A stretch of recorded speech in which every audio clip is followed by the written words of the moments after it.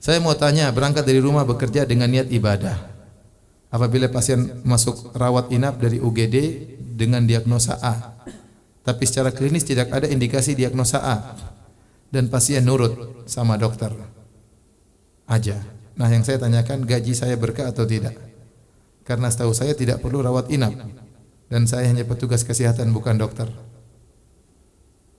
Saya nggak paham. Maksudnya rumah sakit suruh inap, sementara menurut kita tidak nginap. Ya enggak boleh, kita enggak boleh bohong. Kalau kita yang ditugaskan sebagai dokter untuk memberikan analisa, kita harus bilang ini enggak perlu inap, enggak perlu inap. Tapi kalau mau nginap, mau tenang boleh. Tapi ini menurut saya tidak perlu apa? Nginap. Enggak boleh kita bilang supaya pemasukan bagi rumah sakit nginap aja, Pak. Enggak boleh. Ya berarti kita dosa seperti itu, ya. Atau kalau itu instruksi di rumah sakit. Usahakan mereka inap semua. Nggak boleh, nggak berkah kalau gitu. Kita nggak jujur, kita nggak amanah. Tapi kita boleh kasih tawaran ini. Menurut saya tidak perlu nginap. Tapi kalau ibu mau istirahat lebih tenang, boleh di sini nginap. Begitu kan bisa. Jadi tidak ada keharusan. Tidak ada keharusan. Jadi dia bisa mikir sendiri. Menurut dokter, menurut saya tidak harus nginap. Ya, tapi memang kalau memang mau lebih tenang, biar lebih ini ya boleh nginap. Ya, begitu. Jangan dibuat terkesan seakan-akan harus apa? Rawat inap.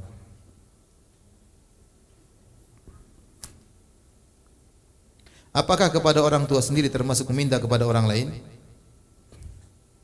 Saya beristri satu, sama saya juga satu. Dan beranak 10. Oh, anaknya yang banyak. Anak saya berlima. Kebetulan sekolah spesial sulit untuk bekerja. Saya rasa orang tua senang bantu anaknya. Saya rasa merupakan suatu tradisi, anak itu tanggung jawab apa? Orang tua. Ya. Kalau memang minta bantuan sama orang tua nggak apa-apa. Pak, saya belum mampu, saya mau sekolah lagi. Kalau orang tua tidak kasih ya sudah, itu bukan tanggung jawab dia. Karena kita sudah besar, kita sudah dewasa, sudah bisa bekerja. Ya, tapi kalau kita belum bekerja, ya memang orang tua yang harus apa? Bantu. Ya, maksud saya tadi kita mau sekolah S2, ternyata biaya banyak.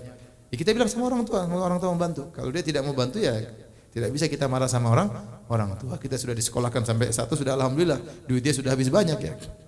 Ya. Tapi meminta tidak jadi masalah ya.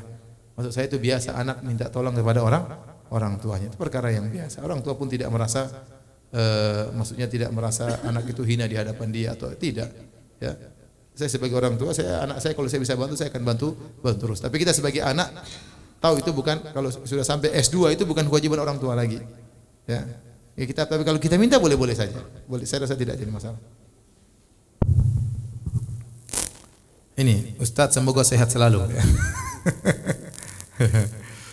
Semoga seringnya sehat, sakit-sakit sekali enggak apa-apa ya. Berikut pertanyaan yang saya tanyakan. Saya SPOG. SPOG itu apa, saya tidak paham. Oh, kandungan. Saya SPOG perempuan yang bekerja di rumah sakit pemerintah tipe A. Seringkali saya menemukan tenaga kerja baik medis ataupun non medis yang tidak profesional dalam bekerja. Hal tersebut seringkali membuat saya cemas, membuat saya gemas, bukan cemas, gemas, jengkel kali ya. Bagaimana sebaiknya sikap saya? Karena untuk mengingatkan terus-menerus rasanya tidak mungkin, karena banyak yang sudah super senior. Jadi ingat, kita tidak susah, kita harus menyiapkan diri kita menghadapi kondisi yang tidak sempurna. Ya. Kita bekerja di mana-mana tidak sempurna. Dalam bidang dokter, dalam bidang apapun demikian. Saya punya tim kerja, kadang saya suruh dia tidak bisa sesuai dengan kemauan saya. Kadang saya suruh ini tidak sesuai dengan kemauan saya. Ini tim kerja dakwah ya, sama. Tapi kita harus tahu diri bahwasanya tidak ada yang sempurna. Ya. Tatkala kita mendapati sebagian orang tidak profesional, kita kasih masukan, tidak apa. Mungkin kalau tidak kasih masukan dia akan terus di atas kesalahannya. Kita kasih masukan dan dia tetap tidak profesional, ya sudah hadapi saja. Jangan kita gemes terus ya, jangan. Ya. Sudah, ya udahlah begitulah. Kita tahu ini modelnya seperti ini. Sekarang kita diuji oleh Allah bekerja dalam lingkungan yang seperti ini, ada orang-orang yang tidak profesional. Tapi jangan kemudian kita gemes, kita jengkel. Akhirnya kita jadi tidak profesional gara-gara mereka. Kita bekerja semampunya, ya, berusaha bekerja semampunya. kekurangan yang ada pada mereka kembali kepada mereka, tidak akan mengenai kita sama sekali. Yang penting kita sudah berusaha, tapi jangan lupa nasihati mereka. Ustaz bosan dinasihatin, tidak nasihat terus pelan-pelan ya, tidak tiap hari, tapi ada waktu tertentu kita nasihati lagi. Tapi ingat tadi kita harus menyiapkan diri kita bahwasanya kita terkadang dikelilingi oleh kondisi yang tidak sempurna. Kita tinggal satu kampung, tetangga kita ternyata ada yang baik, ada yang brengsek misalnya. Kita bertangga dengan masjid, ternyata ada pengurus masjid yang enggak baik, tapi ada juga yang baik. Jadi sudah siapkanlah diri kita. Sudah, namanya dunia seperti itu. Kalau mau semuanya sempurna di surga. Mau sempurna di surga. Terkadang kita hadapi suami kita tidak sempurna, kita hadapi istri kita tidak sempurna, mertua kita tidak sempurna, ngomel terus kerjanya misalnya. Ya. Ternyata ibu mertua kita selalu bikin masalah sama kita. Ya udah, demikian kehidupan ini. Ada orang diuji dengan mertuanya, ada orang diuji dengan istrinya, ada orang diuji dengan suaminya, ada orang diuji dengan pasiennya, ada orang diuji dengan dokternya, ada dokter diuji dengan apa? Asistennya dan macam-macamnya. Sabar, jangan suka gemes ya. Kedua, saya seringkali merasa tidak atau kurang percaya diri dibandingkan sejawat yang lain karena tidak mempublikasikan pekerjaan saya di sosial media. Apa ini? Seperti misalnya posting di sosmed operasi kasus sulit, atau saat mengajar, atau saat ikut acara-acara ilmiah, karena terkadang dinilai kurang prestis. Kalau tidak eksis di sosmed, terkadang dinilai kurang prestis kalau tidak eksis di sosmed. Mohon nasihat Ustaz untuk saya. Prestis maksudnya apa? Kurang keren kah? Prestis maksudnya apa? Kurang hebat. Kurang hebat.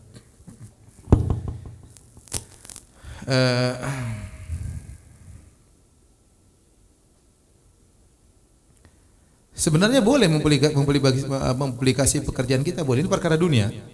Kalau yang tidak boleh perkara akhirat. Ini bukan masuk dalam bab riya, masalahnya masuk pada bab ujub, sombong atau tidak. Ya. Kalau kita amal soleh, kita berusaha apa? Sembunyikan. Enggak usah kita publish. Tapi kalau pekerjaan duniawi kita boleh publish, kita boleh buat iklan, kita boleh presentasi di hadapan dalam tender misalnya, boleh, enggak ada masalah. Yang penting kita jangan sombong, itu aja. Ya. Kalau memang dengan mempublish kita bisa lebih baik dalam bekerja, bukan masalah pede-pedean ya. Pede kalau pekerjaan buruk percuma pede-pedean ya. Yang penting bagaimana pekerjaan kita lebih baik. Kalau ternyata masalah publish tidak mempengaruhi pekerjaan kita, ya terserah kita, ini perkara duniawi. Tapi kalau dengan mempublish ternyata pekerjaan kita lebih baik, publish saja, enggak ada masalah. Yang penting jangan sombong dan jangan apa? Angkuh. Jangan sombong dan jangan ujub. Ya. Enggak ada masalah. Jadi saya rasa solusinya ya publish saja kalau memang itu membuat pekerjaan kita lebih baik. Bukan membuat semakin percaya diri ya. Saya percaya diri, terkadang kalau pekerjaan enggak baik percuma. Ya, betapa banyak orang seperti itu, pede. Ya. Hari ini teman saya baru protes. Aduh Ustaz, chef saya di restoran saya pede banget. Ya. Kalau bilang bisa masak, bisa, padahal nggak bisa. Ini pede yang ngawur seperti ini. Jadi bukan masalah pede-pedean, masalah pekerjaan kita lebih baik atau tidak, lebih profesional atau tidak. Meskipun mungkin tidak dinilai prestis oleh orang-orang lain, nggak ada masalah. Yang penting dinilai prestis di sisi Allah Subhanahu Wa Taala.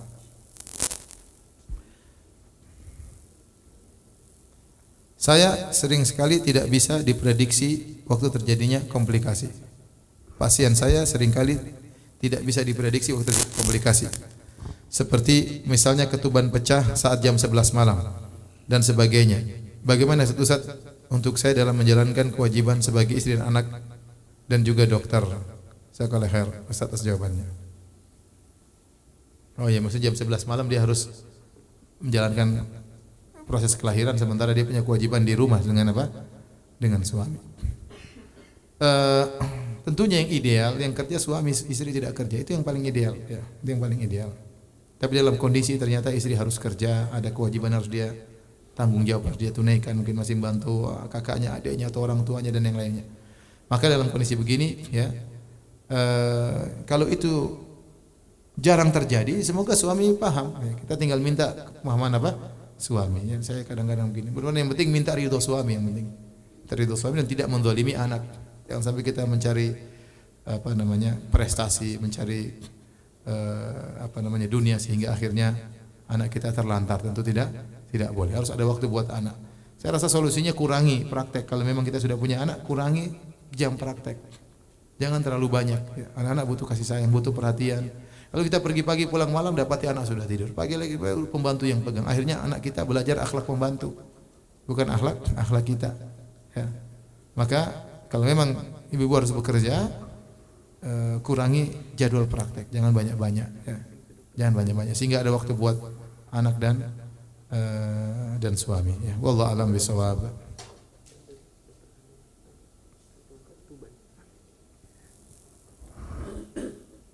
Ustadz, boleh tidak kita meresepkan obat untuk permintaan pasien? Kemudian kita menambahkan diagnosa di lembar asuransi agar di cover oleh asuransi. Tapi pada saat periksa dia tidak mengalami keluhan tersebut, hanya buat stok obat saja. Saya kurang paham ini. Ada yang bisa jelaskan? Ustadz, boleh tidak kita meresepkan obat permintaan pasien, kemudian kita menambah diagnosa di lembar asuransi agar di cover oleh asuransi. Tapi pada saat periksa dia tidak mengalami keluhan tersebut, hanya buat stok obat saja. Ini bohong berarti ya? Ini maksudnya boleh bohong enggak buat begini gitu? Bohong ya enggak boleh. Iyyakum wal kadzib wa innal kadziba yahdi ilal fujur wa innal fujura yahdi ilan nar. Wa la yazalul abdu yakdzib wa yataharral kadzib hatta yuktaba indallahi kadzaban. Hati-hatilah kalian terhadap dusta, sesungguhnya dusta itu mengantarkan kepada kefajiran dan kefajiran mengantarkan kepada neraka jahanam. Sungguh seorang berdusta dan dia selalu berdusta sampai dicap oleh Allah tukang dusta.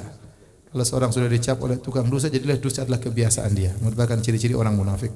Saya rasa tidak usahlah begitu. Ini stok obat maksudnya buat apa? Buat siapa? Si pasien atau buat pasiennya? Buat enggak boleh. Enggak boleh ya. Buat jaga-jaga maksudnya kan? Enggak boleh. Jangan ikuti pasiennya. Kalau pasien maksa bilang ini bohong, tidak boleh. Saya sudah ada janji sama dalam kedokteran ada janji, tidak boleh bohong. Bilang begitu saja. Saya mau kasih tapi saya nggak boleh. Kita janji sama Allah nggak boleh apa? Bohong. Bilang aja dalam kedokteran ada janji tidak boleh apa? Bohong. Ustadz, apakah boleh berpergian keluar kota jika ditugaskan dari rumah sakit tanpa mahram, semisal untuk seminar, simposium? Jazakumullah khairan. Ya tentunya janganlah. Kecuali memang darurat. Jadi safar tanpa mahram itu boleh kalau apa? Darurat ya.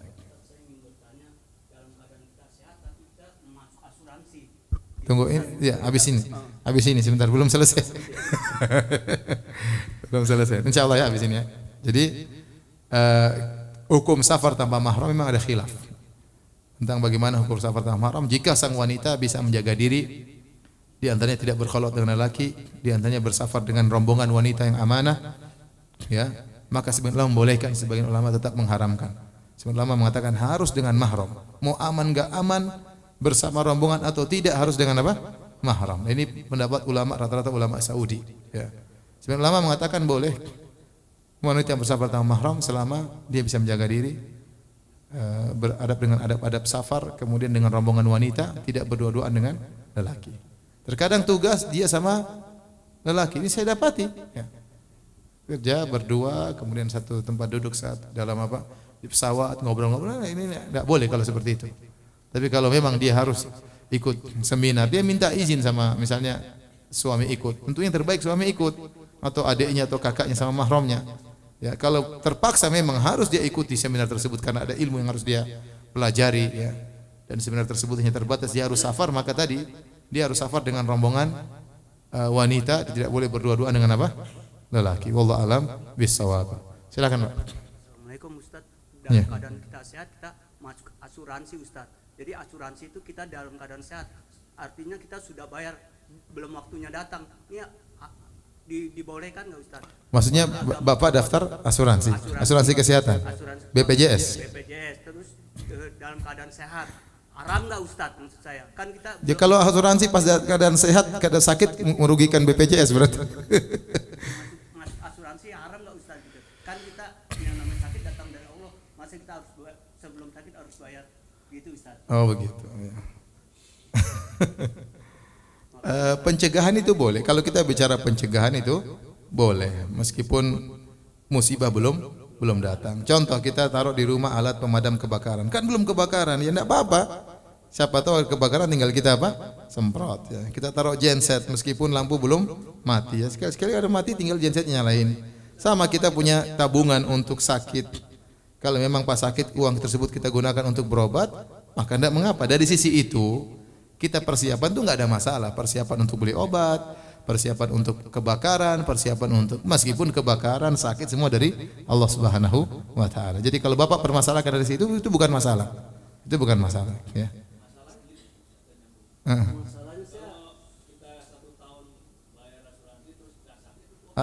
Itu berarti hukum asuransi lain lagi. Kalau bicara hukum asuransi lain lagi. Kita bicara tentang masalah boleh enggak kita mempersiapkan uang untuk beli obat seandainya kita sakit, enggak ada masalah kalau itu. Tapi kalau hukum asuransi tentunya kembali kepada asuransi jenisnya apa. Kalau asuransi takafuli boleh, kalau enggak asuransi yang konvensional itu tentunya tidak boleh. Seperti yang disebutkan tadi Pak Dokter. Ya, kita taruh uang, kalau kita enggak sakit uangnya diambil. Tapi kalau misalnya asuransi tersebut adalah untuk barang-barang, semua orang kasih uang, nanti siapa saja yang sakit kita kasih, itu tidak apa-apa. Ya. Tapi uang itu bukan jadi milik perusahaan asuransi, tidak. Tapi ini milik bersama. Milik bersama yang kita kumpulkan untuk kita gunakan bagi siapa yang perlu. Contohnya misalnya rumah sakit ini bikin asuransi. Sudah, ini milik rumah sakit. Kapan ada pegawai yang sakit ya dikasih. Sisanya tetap jadi tabungan untuk siapa saja yang sakit dari anggota. Kalau itu enggak apa-apa. Tapi kalau yang ada kan perusahaan asuransi kalau kita enggak sakit sudah uangnya hangus buat dia. Itu namanya ada nilai judi di situ. Ya. Apakah kita sebagai dokter salah atau berdosa jika tidak memberi diskon pada teman misal satu pengajian dan lain-lain? Sama ustaz lagi tidak didiskon. Waduh. Pada saat mereka berobat pada kita yang kita tahu tidak miskin atau orang mampu dan hanya komitmen memberikan kemudahan kepada masyarakat pada saat momen khusus, misal bakti sosial dan lain-lain. Kalau dosa tidak sih, tidak dosa. Tapi namanya kawan lah, kurangi meskipun dikit lah. Kawan sebagai kawan kita kenal lagi ya. Tapi kalau apakah dosa tidak? Tidak ada dosanya.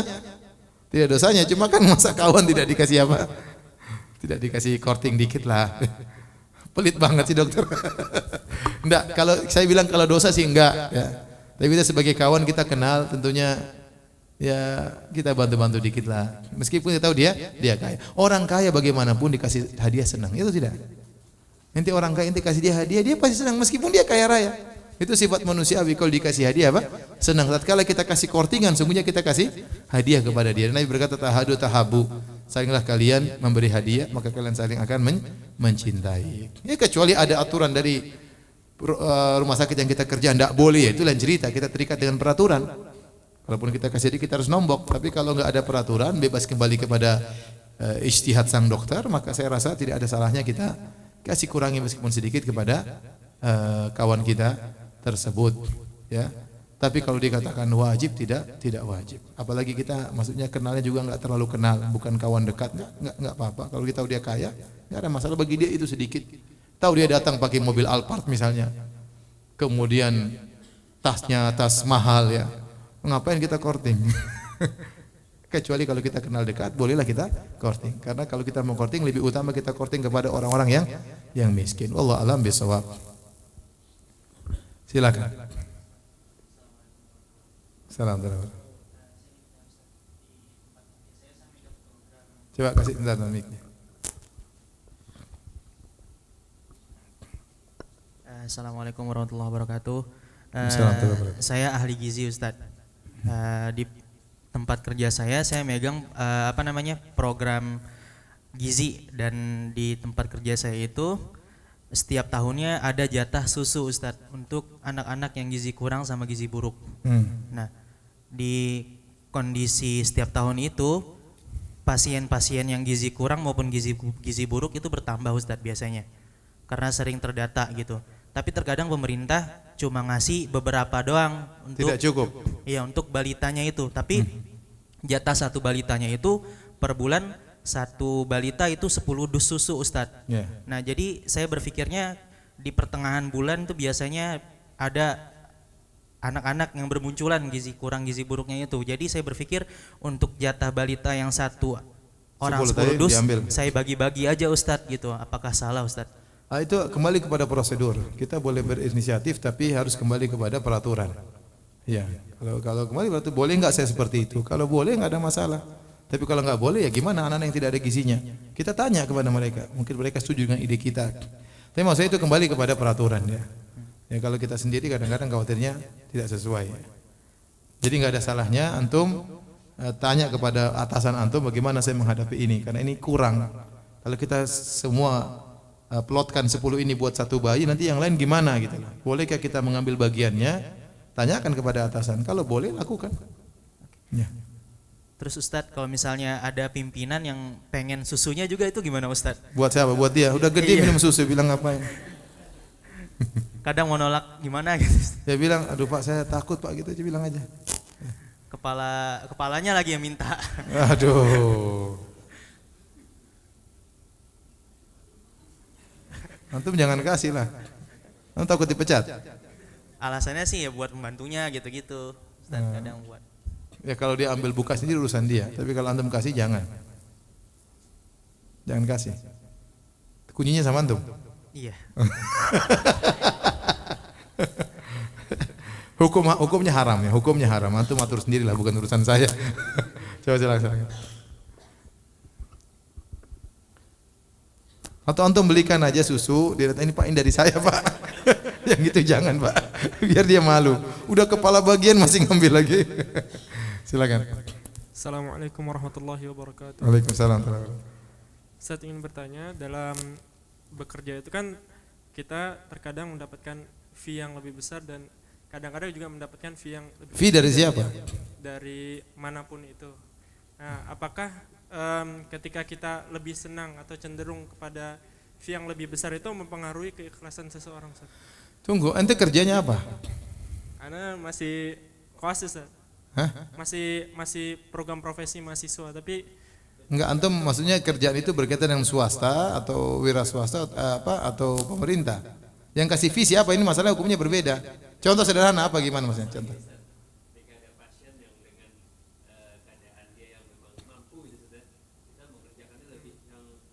Kita kerja di rumah sakit pemerintah. Swasta.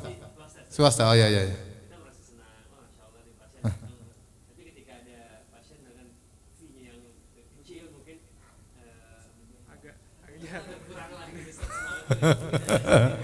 Berarti, Ustaz, apakah itu mempengaruhi keikhlasan seseorang atau seperti apa? Ya jelas mempengaruhi lah.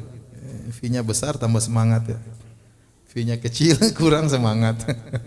Itu manusiawi. Di mana aja. Di mana aja. Semuanya sama seperti itu ya. Tapi masalahnya bolehkah Anda mengambil fee itu? Itu jadi masalah. Anda kerja di rumah sakit swasta sebagai pekerjaan sudah digaji oleh pihak swasta. Hukum asalnya Anda haram mengambil fee tersebut. Kalau Anda mengambil fee harus minta izin kepada atasan, kepada owner. Tanya, ini terkadang dia kasih apa? Fee, ya hadiah. Kalau pihak swasta membolehkan, tidak jadi masalah. Ownernya membolehkan. Kalau pemerintah lebih sulit lagi. Ya. Tapi kalau swasta lebih mudah. Tinggal caranya kita minta izin kepada owner, pemilik atau orang yang dipercayakan untuk mengatur rumah sakit tersebut. Kita bilang terkadang pasien berikan saya boleh terima atau tidak. Kalau bilang boleh ambil aja nggak ada masalah. Nggak ada masalah. Karena itu swasta. Ya antum tinggal justru antum diajarin untuk apa? Melatih diri keikhlasan. Ini orang fee-nya nggak ada tapi ente harus ini karena Allah bukan karena fee-nya ya. Tapi kalau ada fee-nya saya lebih ikhlas lagi. Ya udah atur-atur hati aja lah. Bismillah. Assalamualaikum warahmatullahi wabarakatuh. Waalaikumsalam warahmatullahi wabarakatuh. Ustaz, mengenai tadi masalah niat kita agar menjadi pekerja ini agar menjadi suatu beramal ibadah Ustaz. Yeah. Artinya harus tadi seperti ketika berangkat kerja ataupun kita mulai kerja kita niatkan semuanya buat keluarga dan segala macam dan kalaupun memang beberapa kali setiap mau berangkat kerja atau praktek tuh meniatkan saya kerja, saya praktek untuk menghilangkan beban seseorang sakit. Iya, apa-apa ya. Ya, tapi apakah niat itu harus terus setiap kali kita berangkat kerja? Itu berat. Tapi harus kita pasang niat. Mudah-mudahan tatkala kita tidak meniatkan sudah kembali kepada niat awal. Ya. Kita sudah pernah niat, ya, kecuali nanti di tengah-tengah ada perubahan. Kok saya tamak cari harta? Niatkan lagi. Kapan di tengah-tengah ada perubahan kita dan kita tahu niat kita. Ya, kita ada perubahan, maka kita perbaharui lagi. Selama kita tidak ada perubahan, kayaknya masih normal, maka kembali kepada niat awal. Karena memang mengharuskan tiap hari susah. Tapi niat itu sudah terbawa insya Allah sejak awal kita bekerja. Kecuali tengah jalan ternyata niat kita berubah, kita ingin memperkaya diri, itu perbaiki lagi diri kita. Niat kita bahwasanya saya bukan hanya sekedar cari nafkah, tapi saya juga buat keluarga dan menghilangkan kesusahan orang lain. Allah alam bisawab. Baik, syukran jazakallah. Assalamualaikum Ustaz. Waalaikumsalam. Sebagai dokter kan setiap hari berangkat kerja itu kita di jalan tiba-tiba terpikir ini kok begini, itu akhirnya Berpikir apa, Pak? berpikiran agak kurang baik lah. Jadi kalau orang bilang mungkin kalau kita tertabrak mobil bisa mati suul khotimah, misalnya melihat orang lagi ini tiba-tiba Terbetik seperti itu. terbetik seperti misalnya ada saya tuh sering hampir setiap hari kalau ketemu udah bertahun-tahun meminta sumbangan untuk bangun masjid. Misalnya kan pakai tangguk, terus ini di lingkungan masjidnya nggak ada yang nyumbang, apa yang punya rumah sekitar. Pikiran begitu terus saya jadinya, apakah saya jadi buruk apa enggak berpikirin. Profesi saya jadi rasanya saya dokter tapi pikirin gitu. Nggak sih? Jadi timbul suudzon gitu maksudnya. Ya semacam itulah. Jadi artinya apakah yang bangun masjid itu nggak memperhatikan yang sholat di situ kan orang-orang penduduk sekitarnya. Yang diminta sumbangan orang sepanjang jalan itu yang belum tentu ikhlas nyumbangnya gitu. Ya sebenarnya hukum asal kita husnudzon kepada orang lain. Kecuali ada qarinah atau indikator atau indikasi yang menunjukkan kita harus suudzon. Ya. Kalau ada indikator yang mengharuskan kita untuk suudzon tidak mengapa. Sebagaimana para ulama sebutkan tentang kisah Nabi Yakub alaihissalam tatkala saudara-saudara Nabi Yusuf membuang Nabi Yusuf dalam sumur. Kemudian mereka mengaku Nabi Yusuf dimakan oleh apa? Serigala. Kemudian mereka bawa bukti Nabi Yusuf bajunya penuh dengan darah. Waktu dibawa kepada Nabi Yakub lihat, dia akhirnya suudzon. Dia bilang kalian bohong. Kenapa? Ini bajunya Yusuf tidak tercabik-cabik, tidak robek. Apa ada serigala baik begitu ya? Serigala pasti nyabik-nyabik dan merobek-robek tatkala sebelum memakan sang mangsa. Atau dia kemudian lihat darah bukan darah manusia. Tatkala ada indikator atau indikasi yang menunjukkan ini enggak benar, kita boleh untuk apa? Suudzon. Tapi kalau enggak ada indikasi sama sekali kita selalu suudzon, berarti kita yang enggak beres. Maka kita harus perbaiki diri kita, ngapain kita suudzon? Suudzon enggak ada manfaatnya. Kalau benar pun salah, apalagi kalau salah. Tapi kalau ada sebab yang buat kita suudzon enggak apa-apa, boleh. Itu sekali-sekali, bukan hukum asal. Hukum asalnya kita husnudzon kepada orang lain. Ya. Saya enggak tahu tadi itu berhak untuk disuudzoni atau tidak.